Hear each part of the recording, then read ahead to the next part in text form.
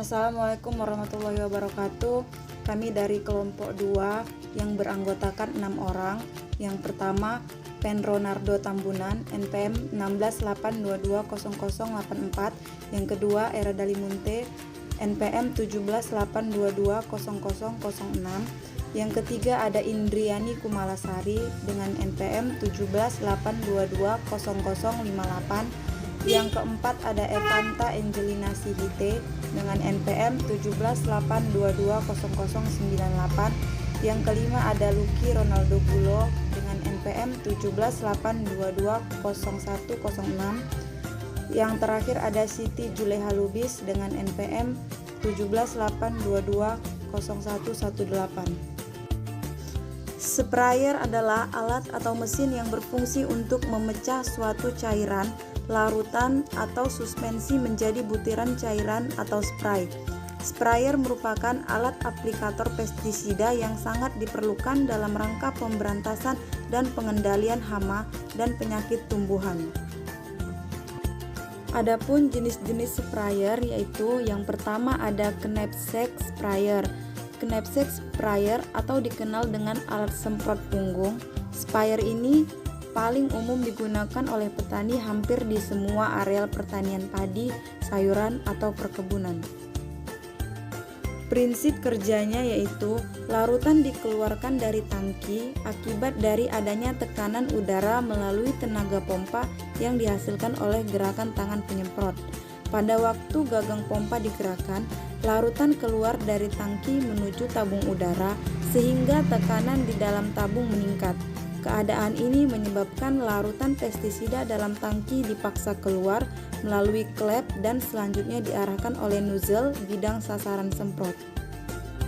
Tekanan udara yang dihasilkan oleh pompa diusahakan konstan, yaitu sebesar 0,7 sampai 1,0 kg cm², atau 10 sampai 15 PSI. Tekanan sebesar itu diperoleh dengan cara memompa sebanyak 8 kali. Untuk menjaga tekanan tetap stabil, pemompaan dilakukan setiap berjalan 2 langkah pompa harus digerakkan sekali naik turun. Kapasitas tangki knapsack sprayer bervariasi sekitar antara 13, 15, 18, 20 tergantung mereknya. Contoh knapsack sprayer antara lain merek Solo, Hero, CP5, Matabi, Berthold, dan PB. Yang kedua ada motor sprayer. Sprayer jenis ini menggunakan mesin sebagai tenaga penggerak pompanya yang berfungsi untuk mengeluarkan larutan dalam tangki. Cara penggunaan motor sprayer bervariasi tergantung jenis dan mereknya. Antara lain digendong di punggung, ditarik dengan kendaraan, diletakkan di atas tanah, dibawa pesawat terbang, dan sebagainya. Adapun contoh motor sprayer adalah mist blower, power sprayer, dan boom sprayer. Kelemahannya yaitu yang pertama harganya relatif mahal dan biaya pengoperasiannya serta perawatannya juga mahal. Yang kedua, tidak dianjurkan pada tanaman yang masih muda karena dikhawatirkan drift merusak tanaman. Yang ketiga, motor sprayer harus dirawat secara rutin meliputi servis, pergantian suku cadang, dan lain-lain. Jenis sprayer yang ketiga adalah CDA sprayer. Berbeda dengan 2 jenis sprayer sebelumnya, CDA sprayer tidak menggunakan tekanan udara untuk menyebarkan larutan semprot ke bidang semprot sasaran, melainkan berdasarkan gaya gravitasi dan putaran pinggiran. Cara kerjanya adalah larutan mengalir dari tangki melalui selang menuju nozzle, diterima oleh putaran piringan bergerigi dan disebarkan ke arah bidang sasaran. Putaran piringan digerakkan oleh dinamo dengan sumber tenaga barter 12 volt. Putaran piringan sebesar 2000 rpm dan butiran yang dikeluarkan seragam dengan ukuran 250 mikron. Ukuran 250 mikron merupakan ukuran optimal untuk membasahi permukaan gulma. Berdasarkan keseragaman bentuk butiran yang dihasilkan, maka alat semprot ini disebut CDA.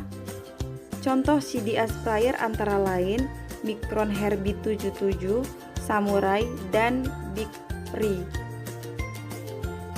Adapun bagian-bagian dari knapsack sprayer dan fungsinya, yaitu yang pertama ada tangki, merupakan tempat herbisida atau larutan lainnya diisikan. Volumenya dapat berbeda-beda tergantung dengan tipe dari sprayer masing-masing. Dari bahan plat tahan karat untuk menampung cairan. Yang kedua ada pengaduk, untuk mengaduk larutan herbisida yang ada di dalam tangki. Pengadukan dimasukkan agar suspensi atau campuran larutan herbisida dapat tersebar merata dan tidak mengendap sehingga tidak menyumbat nozzle. Yang ketiga ada unit pompa yang terdiri dari silinder pompa dan piston dari kulit untuk memberikan tekanan kepada larutan herbisida sehingga larutan dapat dikeluarkan dari tangki dan mengalir melalui selang dan keluar pada nozzle. Yang keempat ada pengatur tekanan untuk mengatur tekanan terhadap besar kecilnya volume cairan yang dikeluarkan sesuai dengan kebutuhan. Yang kelima ada saringan untuk menyaring larutan yang akan dimasukkan ke dalam tangki. Hal ini dilakukan supaya tidak ada zat lain yang terikut sehingga dapat merusak dan menyumbat nozzle. Yang keenam ada penutup untuk menutup tangki supaya pada saat dikerjakan tidak tumpah dan untuk menjaga tekanan udara di dalam tangki. Yang ketujuh ada tangkai pompa untuk memompa cairan.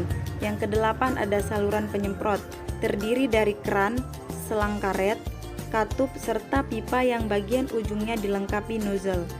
Yang kesembilan ada sabuk penggendong digunakan untuk menyandang sprayer pada punggung.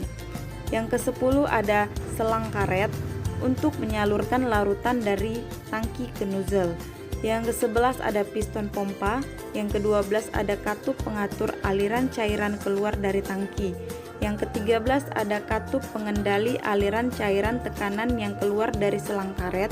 Yang ke-14 ada laras pipa penyalur aliran cairan bertekanan dari selang menuju ke nozzle. Yang ke-15 ada nozzle untuk memecah cairan menjadi partikel halus dan memperhalus larutan yang dikeluarkan pada saat penyemprotan sehingga dihasilkan gaya jangkau yang luas dan merata. Adapun jenis-jenis nozzle, yang pertama cone nozzle atau nozzle kerucut. Solid cone nozzle menghasilkan semprotan halus. Pola semprotan berbentuk bulat atau kerucut terdiri dari dua tipe, yaitu solid atau full cone nozzle dan hollow cone nozzle. Solid cone nozzle pola semprotan bulat penuh berisi, sedangkan hollow cone nozzle menghasilkan semprotan berbentuk kerucut bulat yang kosong. Digunakan terutama untuk aplikasi insektisida dan fungisida. Yang kedua ada flat fan nozzle atau nozzle kipas standar. Flat fan nozzle menghasilkan pola semprotan berbentuk oval atau bentuk kipas dengan sudut tetap 65 derajat sampai 95 derajat. Untuk mendapatkan sebaran droplet yang merata, diusahakan melakukan penyemprotan dengan saling tumpah tindih. Digunakan terutama untuk aplikasi herbisida, tetapi bisa juga digunakan untuk fungisida dan insektisida. Yang ketiga ada even flat fan nozzle atau nozzle kipas rata.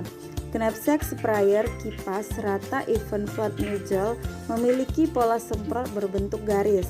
Butiran semprot tersebar merata. Pada tekanan rendah digunakan untuk aplikasi herbisida pada barisan tanam atau antar barisan tanam. Pada tekanan tinggi digunakan untuk aplikasi insektisida pada pengendalian vektor. Ukuran butiran semprot sedang hingga halus. Yang keempat ada nozzle polyjet. Knapsack sprayer nozzle polyjet. Pola semprotan pada dasarnya berbentuk garis atau cerutu. Butiran semprot agak kasar hingga kasar. Tidak atau sangat sedikit menimbulkan drift dan hanya digunakan untuk aplikasi herbisida. Yang kelima ada nozzle lubang 4. Nozzle ini menghasilkan pola semprotan berbentuk kerucut. Butiran semprot halus sampai agak halus atau tergantung tekanan. Flow rate tinggi atau karena jumlah lubangnya 4, karena itu cenderung boros. Umumnya digunakan untuk aplikasi insektisida dan fungisida.